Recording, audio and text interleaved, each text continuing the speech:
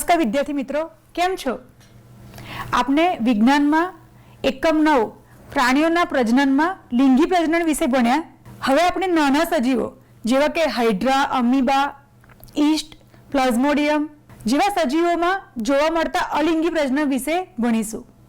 ए पहेला आपणे अगाऊ भणी गयेलुं थोडुंक याद करी लईए। तो विद्यार्थी मित्रों, तमे मने थोड़ा प्रश्नोना जवाब आपशो। अपत्य प्रसवी प्राणीओ कोने कहेवाय छे? Very good. जे प्राणीओ बच्चाने जन्म आपे छे ए प्राणीओने अपत्य प्रसवी प्राणीओ कहेवाय छे। अंडप्रसवी प्राणीओ कोने कहेवाय छे? जे प्राणीओ ईंडा मूके छे ए प्राणीओने अंडप्रसवी प्राणीओ कहेवाय छे। विद्यार्थी मित्रों, अपत्य प्रसवी प्राणीओ कया कया छे? सरस, वेरी गुड। गाय, भैंस, मनुष्य, कूतरो, बिलाड़ी आ बधा प्राणीओ बच्चाने जन्म आपे छे, माटे आ बधा प्राणीओने अपत्य प्रसवी प्राणीओ कहेवाय छे। विद्यार्थी मित्रों, अंडप्रसवी प्राणीओ कया कया छे? सरस, गरोड़ी, देड़को ए बधा प्राणीओ अंडप्रसवी प्राणीओ छे जे ईंडा मूके छे। विद्यार्थी मित्रों, देड़काना जीवन चक्रनी मुख्य 3 अवस्था कई कई छे?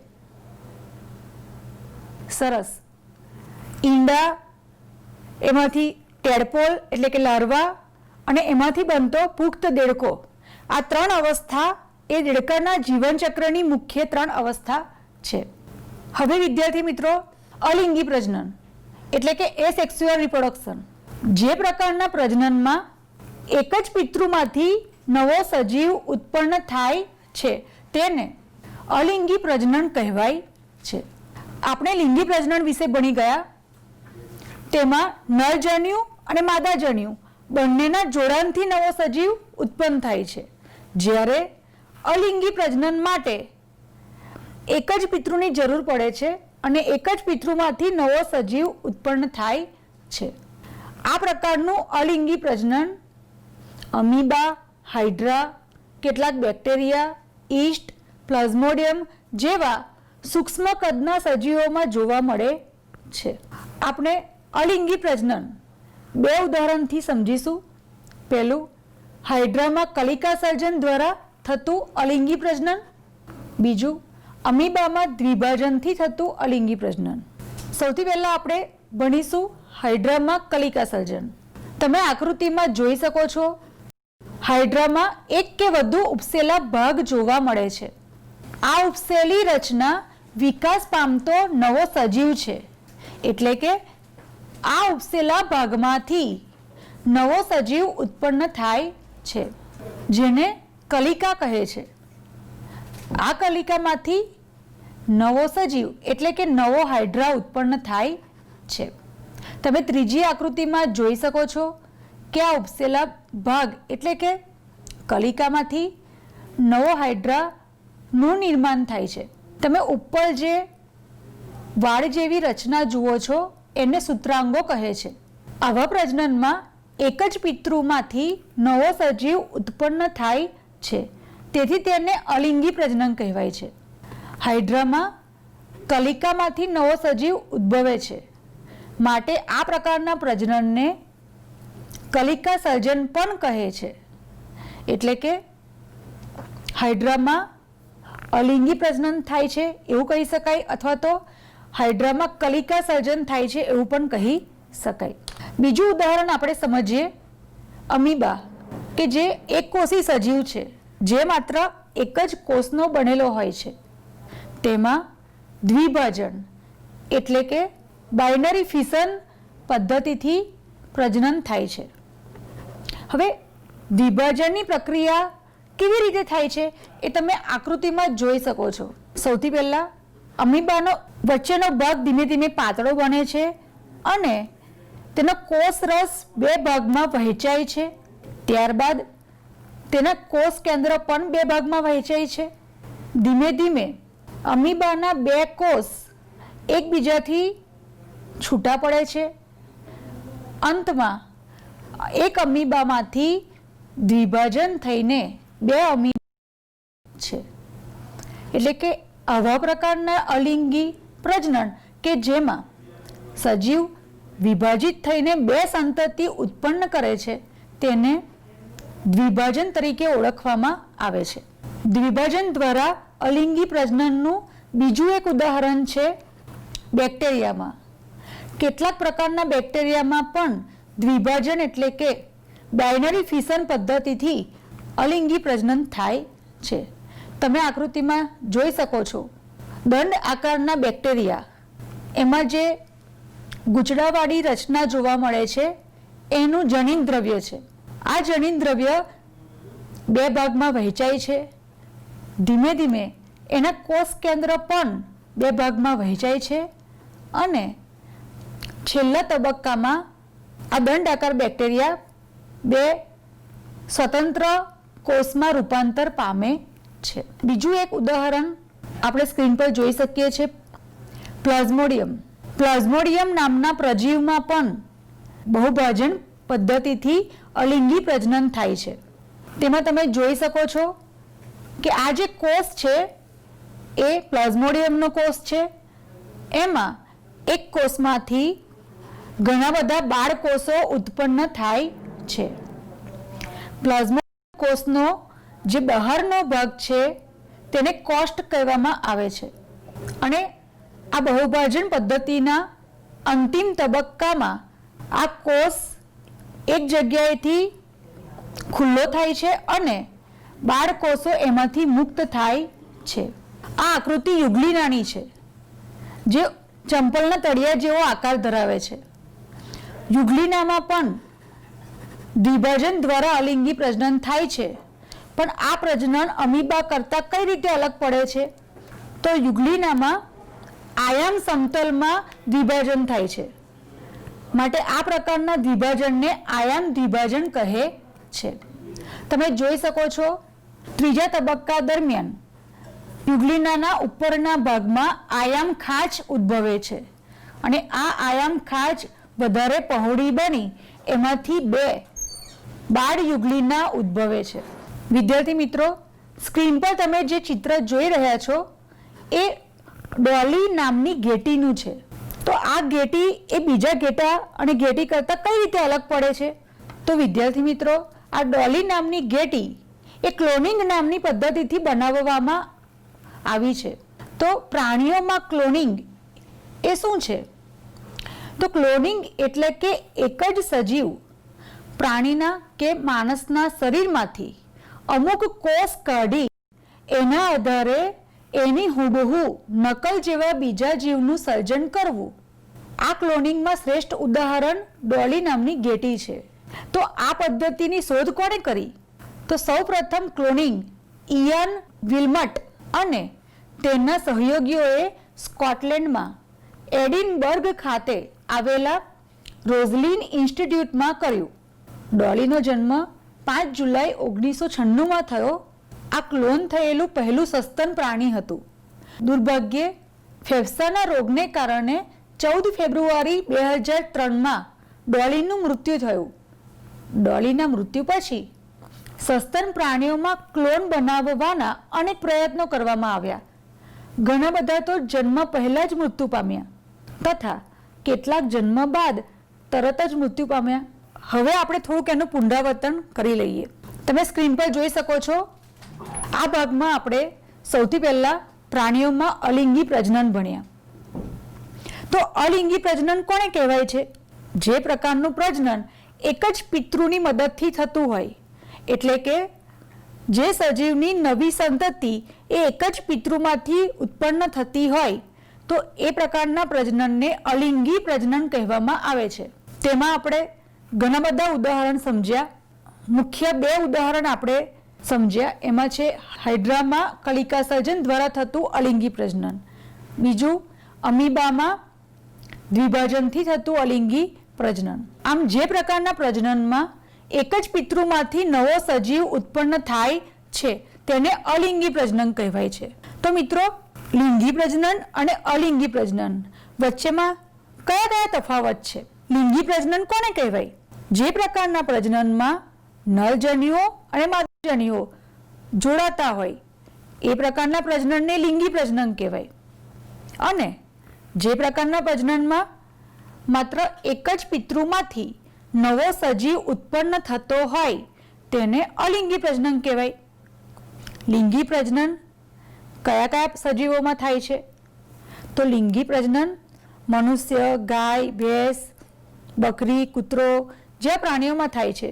જ્યારે અલિંગી પ્રજનન એ અત્યંત સૂક્ષ્મ કદના સજીવો જે નરી આંખે જોઈ શકાતા નથી, તેમને જોવા માટે સૂક્ષ્મદર્શક યંત્રની મદદ લેવી પડે છે. એવા હાઇડ્રા, અમીબા, કેટલાક બેક્ટેરિયા, ઈસ્ટ, પ્લાઝ્મોડિયમ જેવા સજીવોમાં અલિંગી પ્રજનન થાય છે. લિંગી પ્રજનનમાં બે પિતૃનું હોવું જરૂરી છે, જ્યારે અલિંગી પ્રજનન એક જ પિતૃની મદદથી થતું હોય છે. વિદ્યાર્થી મિત્રો, આ ભાગમાં આપણે જેટલા મુદ્દા ભણ્યા એનું થોડુંક આપણે સ્વાધ્યાય કાર્ય કરી લઈએ. બાહ્ય ફલન ખાલી જગ્યામાં થાય છે. એના વિકલ્પ છે માદાના શરીરમાં, માદાના શરીરની બહાર કે નરના શરીરની બહાર. માદા પ્રજનન અંગોમાં ખાલી જગ્યાનો સમાવેશ થતો નથી. અંડવાહિનીઓ, ગર્ભાશય, અંડપિંડ, શુક્રપિંડ. એક યુગ્મનજમાં જોવા મળતા કોષ કેન્દ્રની સંખ્યા ખાલી જગ્યા હોય છે 1, 2, 3 કે 0. વિદ્યાર્થી મિત્રો, અહીં આપનો એકમ 9 એટલે કે પ્રાણીઓમાં પ્રજનન પૂરો થાય છે. તમે બધા ખૂબ જ ધ્યાનથી ભણ્યા, ઘણું બધું તમને યાદ રહી ગયું હશે. છતાં હું તમને એક વખત આપણે જે મુદ્દા ભણ્યા એને હું તમને યાદ કરાવી દઉં. સૌથી પહેલાં આપણે ભણ્યા સજીવ હોવાના મૂળભૂત લક્ષણો. પ્રજનનના આપણે 2 પ્રકાર ભણ્યા, લિંગી પ્રજનન અને અલિંગી પ્રજનન. લિંગી પ્રજનનમાં આપણે નર પ્રજનન અંગો અને માદા પ્રજનન અંગો ભણ્યા. ત્યારબાદ આપણે ફલનની પ્રક્રિયા ભણ્યા. ફલનની પ્રક્રિયામાં શુક્રકોષ અને અંડકોષનું જોડાણ અંડવાહિનીમાં થાય છે અને યુગ્મનજ બને છે. આ યુગ્મનજનો તબક્કાવાર વિકાસ થઈ અને ગર્ભ બને છે. આ ગર્ભનો 9 મહિના સંપૂર્ણ વિકાસ થઈ અને તંદુરસ્ત બાળકનો જન્મ થાય છે. વિદ્યાર્થી મિત્રો, આપણે ફલનના 2 પ્રકાર ભણ્યા, અંતઃફલન અને બાહ્ય ફલન. અંતઃફલન એટલે કે જે પ્રકારનું ફલન માદાના શરીરની અંદર થતું હોય તેને અંતઃફલન કહેવામાં આવે છે. મરઘી, ગાય, કૂતરો, બિલાડી, મનુષ્ય આ બધામાં અંતઃફલન થતું હોય છે. ત્યારબાદ આપણે બાહ્ય ફલન ભણ્યા. બાહ્ય ફલન એટલે જે પ્રકારનું ફલન માદાના શરીરની બહાર થતું હોય તેને બાહ્ય ફલન કહેવામાં આવે છે. બાહ્ય ફલનમાં અન્ય 2 પદ્ધતિ આપણે ભણ્યા. એ છે એક IVF એટલે કે ટેસ્ટ ટ્યુબ બેબીની પદ્ધતિ, બીજી ભણ્યા સરોગેસી. આ 2 પદ્ધતિ દ્વારા પણ કૃત્રિમ રીતે ગર્ભધાન કરાવી શકાય છે, એના વિશે આપણે માહિતી મેળવી. ત્યારબાદ આપણે અલિંગી પ્રજનન વિશે માહિતી મેળવી. અલિંગી પ્રજનનમાં હાઇડ્રામાં કલિકા સર્જન દ્વારા અલિંગી પ્રજનન ભણ્યા અને અમીબામાં દ્વિભાજન પદ્ધતિ દ્વારા અલિંગી પ્રજનન ભણ્યા. આપણે સમજી શક્યા કે લિંગી પ્રજનન એ નરજન્યુ અને માદા જન્યુના જોડાણથી બને છે, જ્યારે અલિંગી પ્રજનનમાં એક જ પિતૃમાંથી નવા સજીવનો જન્મ થાય છે. આજે આપણો એકમ 9 પ્રાણીઓમાં પ્રજનન એ પૂરો થાય છે. હવે નવા વિષય સાથે આપણે ફરી મળીશું. ત્યાં સુધી આવજો. કેમ છો વહાલા બાળ દોસ્તો? બધા મજામાં ને? સરસ. આ પાઠના એનિમેશન એટલે કે ચલચિત્ર જોઈએ. બાલ્યકાળમાં મેં પાઠશાળામાં થોડા શ્લોકો તથા રુદ્રી વગેરેનું અધ્યયન કરેલું, પણ વ્યાકરણ વગેરે કશું જાણું નહીં. મને રહી રહીને થયા કરતું હતું કે જો મારે સારી રીતે ધર્મ પ્રસાર કરવો હોય તો સંસ્કૃત વિદ્યા ભણવી જોઈએ. મારી 23 વર્ષની ઉંમર થઈ ગઈ હતી અને હું હવે મને પોતાના ભણવા માટે ઘણી મોટી ઉંમરનો માનતો હતો. સુરપુરાના 1 મહિનાના નિવાસ દરમિયાન અધ્યયન કરવાના મારા વિચારો પાકા થયા. મારી ઈચ્છા હતી કે હું 1-2 વર્ષ થોડું વ્યાકરણ શીખી લઉં, સંસ્કૃત શ્લોકો સમજી શકું, એટલે બસ. મેં સુરપુરામાંથી જ સીધા મથુરા વૃંદાવન જવાનું નક્કી કર્યું. મને વિદાય આપવા આખું ગામ હિલોળે ચઢ્યું હતું. સૌની આંખમાં અશ્રુ હતા. દર વર્ષે અહીં આવવાનું એવો સૌનો આગ્રહ હતો. ધર્મના નામે અસંખ્ય લોકોએ અસંખ્ય અણગમા ઊભા કર્યા હોવા છતાં આજે પણ જો કોઈ નિષ્પૃહ વ્યક્તિ ગામમાં આવી જાય તો લોકો ભાવ વિભોર થઈ જતા હોય છે. અનિયંત્રિત સાધુઓ તથા ભિક્ષુકો, તાંત્રિકો, જ્યોતિષીઓ વગેરે પ્રજામાં અનિશ્ચિત અને ગ્લાનિ ઉપજે તેવું વાતાવરણ બનાવતા છોડતા ફરતા હોય છે. જો આ બધાને વ્યવસ્થિત તથા નિશ્ચિત કરી શકાય તથા ગળણીથી ગાળીને યોગ્ય અયોગ્ય હિત અહિતનો ભેદ કરી શકાય તો ધાર્મિક ક્ષેત્રમાં બહુ મોટું કાર્ય થઈ શકે તેમ છે. પણ તેવું થઈ શકે એવું દેખાતું નથી. ઊંઝાથી ટ્રેન દ્વારા હું રવાના થયો.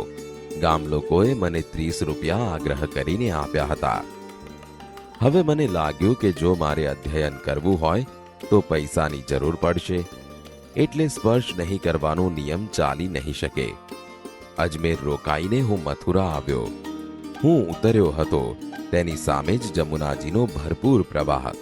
હું બેઠો બેઠો ઘણીવાર આગંતુક શ્રદ્ધાળુઓને જોતો.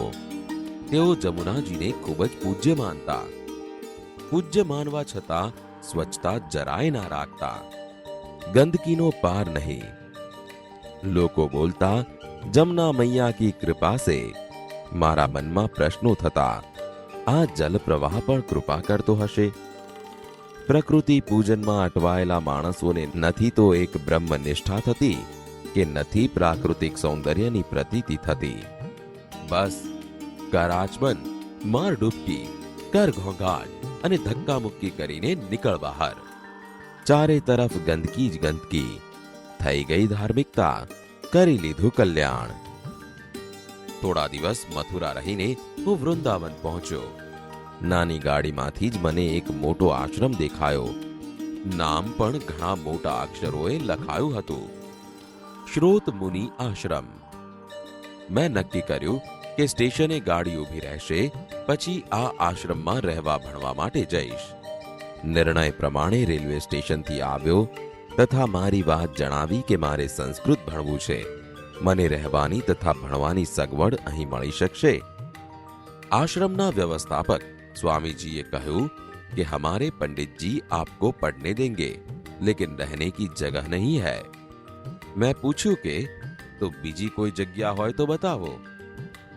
તેમણે મને દૂર આવેલા પરમહંસ આશ્રમનું નામ આપ્યું અને ત્યાં જવા સૂચન કર્યું। સાથોસાથ લઘુ કૌમુદી લઈને આવતીકાલે ભણવા આવી જવા પણ સૂચવ્યું। વિશાળ આશ્રમના બંધ પડેલા 50 રૂમોને જોતા જોતા હું બહાર નીકળ્યો અને પરમહંસ આશ્રમ જતા પહેલા લઘુ કૌમુદી ખરીદી લેવા બજારમાં ગયો। ગીતા પ્રેસ ગોરખપુરની દુકાને સસ્તા તથા સારા પુસ્તકો મળતા હતા। મેં લઘુ કૌમુદી જોઈ। તેનું મૂલ્ય 10.5 આના લગભગ 65 પૈસા હતું। મારી પાસે માત્ર 8 જ આના બચ્યા હતા। બાકીના 2.5 આના એટલે કે 15 પૈસા લાવવા ક્યાંથી? હું નિરાશ થયો। પુસ્તક પાછું આપ્યું। સંસ્કૃત ભણવાની તીવ્ર તાલાવેલી હતી। હવે શું કરવું? લગભગ માઇલ 1.5 માઇલ દૂર પરમહંસ આશ્રમે પહોંચ્યો। પરમહંસ આશ્રમ એટલે જેને કોઈ આશ્રમમાં સ્થાન ન મળે તેને માત્ર ઉતરવાની જગ્યા, પાણી પીવાના કુવા સિવાય બીજી કોઈ સગવડ નહીં।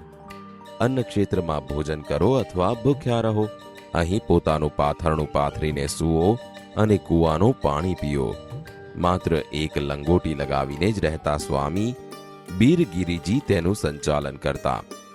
માણસ બહુ જ સારા, ભલા અને સમજો। મને થોડી પૂછપરછ કરીને પછી એક ખુલ્લી રવેશીમાં આસન લગાવવા કહ્યું। અહીં રસોડું નહોતું એટલે જમવાનો તો પ્રશ્ન જ નહોતો। હું મારું જ પાથરણું પાથરીને બેઠો અને ચિંતામાં પડી ગયો। આવતીકાલથી ભણવાનું શરૂ કરવું છે, પણ લઘુ કૌમુદી વિના કેમ ભણાશે? 2.5 આના લાવવા ક્યાંથી? વાતાવરણ અજાણ્યું હતું। કોઈની પાસે કશી વાત કરી શકાય તેમ ન હતી। શું કરવું? કેટલોક સમય ગમગીન રહ્યા પછી ચમકારો થયો। વૃંદાવનના મુખ્ય મંદિર બિહારીજીના દર્શન કરવા જા અને કોઈ સજ્જન દેખાય તો 2.5 આના માંગ, કોઈ તે જરૂર આપી દેશે। બીરગીરીજીને કહીને હું નીકળ્યો। પાછો વૃંદાવન જવા. સામે આવતી પ્રત્યેક વ્યક્તિને હું આશા અને લાલચ ભરી દ્રષ્ટિથી જોતો. કદાચ આ માણસ મને અઢી આના આપે પણ માંગવાની હિંમત ના ચાલે. કદાચ ના પાડે તો, કદાચ અપમાન કરશે તો. માણસમાં જ્યારે યાચના વૃત્તિ જાગે છે ત્યારે તેનું તેજ, કુમારી અને વ્યક્તિત્વ ઢીલું ઢસ જેવું થઈ જાય છે. તેનો મને પ્રતિક્ષણ અનુભવ થવા લાગ્યો. લગભગ 1.5 માઇલના રસ્તા ઉપર કેટલાય માણસો સામે મળ્યા. મેં સૌને નિહાળ્યા પણ કોઈની પાસે અઢી આના માંગી શક્યો નહીં. બિહારીજીનું મંદિર હવે નજીક આવી ગયું હતું. મને થઈ ગયું કે હું અઢી આના માંગી શકીશ નહીં અને પુસ્તક વિના ભણી શકીશ નહીં. નિરાશા વધી ગઈ હતી. તેવામાં મારી દ્રષ્ટિ રોડ ઉપર બેસીને ટોપલામાં ફળો વેચતા એક માણસ ઉપર પડી. કોઈ અગમ્ય પ્રેરણાથી હું તેની પાસે ગયો. મારી હથેળીમાં રાખેલા 8 આના તેને બતાવ્યા અને કહ્યું, મારે એક સંસ્કૃત પુસ્તક જોઈએ છે. અઢી આના ખૂટે છે. જો તમે મને આપશો તો હું તમને જ્યારે મને મળશે ત્યારે પાછા આપી દઈશ, પણ જો નહીં મળે તો નહીં આપું. કશો જ વિચાર કર્યા વિના તેણે મને તરત જ અઢી આના આપી દીધા. મારા આનંદનો પાર ન હતો. મને થયું, નરસિંહ મહેતાની હુંડી ભગવાને આવી જ રીતે સ્વીકારી હશે. ઝડપથી હું પેલી દુકાન તરફ દોડ્યો. દુકાન બંધ થઈ રહી હતી. દુકાનદારે મને પુસ્તક આપ્યું. જાણે સ્વર્ગનો ખજાનો મળી ગયો હોય તેટલા હરખથી હું પાછો ફર્યો. હું મૂર્તિ પૂજામાં બહુ માનતો નહીં, તેમ છતાં કોઈ વાર પ્રસિદ્ધ મંદિર વગેરે હોય તો દર્શન કરવામાં પણ બાધ માનતો નહીં. બિહારીજીના દર્શન કરીને દિવસ આથમ્યા પછી આશ્રમમાં આવ્યો. આ આશ્રમને બંધ કરવાનો દરવાજો હતો જ નહીં, તેમ વીજળી પણ હતી નહીં. એટલે કોઈને કાંઈ કહ્યા વિના ચૂપચાપ પોતાના આસને જઈ બેસી ગયો. મને બરાબર યાદ છે કે 1 મહિના સુધી મારી પાસે કશું આવ્યું ન હતું. 1 મહિના પછી 1 રૂપિયો મળ્યો હતો, જેમાંથી અઢી આનાનું દેવું મેં તરત જ ચૂકવી દીધું હતું. અઢી આના ચૂકવી દેવાનું મહત્વ નથી, પણ જે સ્થિતિમાં શ્રી ભગવાન દાસે મને અઢી આના આપ્યા હતા તેનું મહત્વ છે. આવા પ્રસંગો જીવનભર વિસરાવા જોઈએ નહીં. મિત્રો, હવે સમજાયું ને કે આ એકમનું નામ અઢી આના કેમ છે અને લેખકે કઈ રીતે અઢી આના ભેગા કર્યા? હા, સ્વામીજીને એક વિચાર આવે છે અને તે વૃંદાવન જાય છે, પણ ત્યાં જઈ એમનામાં કોઈ પાસે માંગવાની હિંમત ચાલતી નથી. ત્યાં એમની દ્રષ્ટિ રોડ ઉપર બેસીને ટોપલામાં ફળો વેચતા એક માણસ ઉપર પડી. કોઈ અગમ્ય પ્રેરણાથી સ્વામીજી તેની પાસે ગયા. હથેળીમાં રાખેલા 8 આના તેને બતાવ્યા અને કહ્યું, મારે એક સંસ્કૃત પુસ્તક જોઈએ છે. અઢી આના ખૂટે છે. જો તમે મને આપો તો હું તમને જ્યારે મને મળશે ત્યારે અઢી આના પાછા આપી દઈશ, પણ જો નહીં મળે તો નહીં આપું. કશો જ વિચાર કર્યા વિના તેણે તરત જ અઢી આના આપી દીધા. સ્વામીજીના આનંદનો પાર ન હતો. એમને થયું, નરસિંહ મહેતાની હુંડી ભગવાને આવી રીતે જ સ્વીકારી હશે. ઝડપથી તેઓ પેલી દુકાન તરફ ગયા. દુકાન બંધ થઈ રહી હતી. દુકાનદારે સ્વામીજીને પુસ્તક આપ્યું. જાણે સ્વર્ગનો ખજાનો મળી ગયો હોય તેટલા હરખથી સ્વામીજી પાછા ફર્યા. સ્વામીજી કહે છે કે મને બરાબર યાદ છે કે 1 મહિના સુધી મારી પાસે કશું આવ્યું ન હતું. 1 મહિના પછી 1 રૂપિયો મળ્યો હતો, જેમાંથી અઢી આનાનું દેવું મેં તરત જ ચૂકવી દીધું હતું. મિત્રો, આમ સ્વામીજીને અઢી આના પણ મળી ગયા અને સમય આવતા તે અઢી આના એમણે પાછા ચૂકવી પણ દીધા. મિત્રો, આવતા અંકમાં આપણે આ એકમની શબ્દ સમજૂતી વિશે જોઈશું. ત્યારબાદ રૂઢિપ્રયોગો વિશે શીખીશું. ત્યારબાદ ભાષા સજ્જતા વિશે જાણીશું અને છેલ્લે એકમને અંતે આપેલ અભ્યાસ, સ્વાધ્યાય અને પ્રવૃત્તિ વિશે પણ જોઈશું. તો તમારે બધાએ એકવાર ઘરેથી આ એકમ, શબ્દોના અર્થ, રૂઢિપ્રયોગો અને ભાષા સજ્જતા ધ્યાનપૂર્વક વાંચીને આવવાનું છે. બધા વાંચીને આવશો ને? ખૂબ સરસ. તો મિત્રો, આવતા અંકમાં મળીએ. ત્યાં સુધી મજા કરો, આનંદ કરો. આવજો.